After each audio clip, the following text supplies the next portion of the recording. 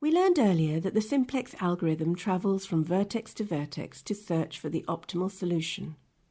A solution at a vertex is known as a basic solution. Part of the simplex algorithm involves getting a subset of variables to 0 at each iteration. These variables are known as non-basic variables. The remaining variables are the basic variables. The concepts of basic solutions and variables are relevant in the definition of reduced costs. The reduced cost of a variable gives an indication of how much the objective will change with a unit increase in the variable value. Consider the simplest form of an LP, namely minimize C transpose X subject to AX equals B, X greater than or equal to 0. If Y represents the dual variables for a given basic solution, then the reduced costs are defined as C minus Y transpose A.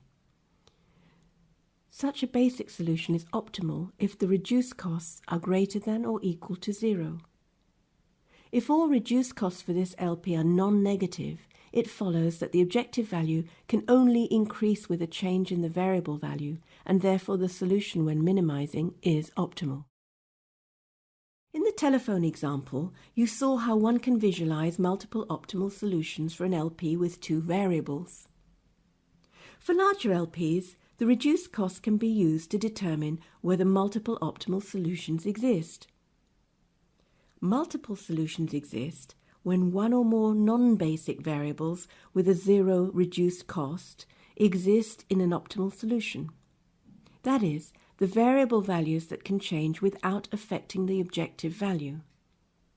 In order to determine whether multiple optimal solutions exist, you can examine the values of reduced costs in CPLEX Studio. For any solution, the difference between the left and right-hand sides of a constraint is known as the slack value for the constraint. For example, if a constraint states that f of x must be less than or equal to 100, and in the solution f of x equals 80, then the slack value of this constraint is 20. You previously learned about binding and non-binding constraints. For example, f of x less than or equal to 100 is binding if f of x equals 100, and non-binding if f of x equals 80. The slack value for a binding constraint is always 0, that is, the constraint is met exactly. You can determine which constraints are binding in a CPLEX solution by examining the slack. This might help to better interpret the solution and help suggest which constraints may benefit from a change in bounds or a change into a soft constraint. It is possible that multiple non-optimal solutions with the same objective value exist. As the simplex method attempts to move in the direction of an improved objective value, it might happen that the algorithm starts cycling between non-optimal solutions with equivalent objective values. This is known as degeneracy.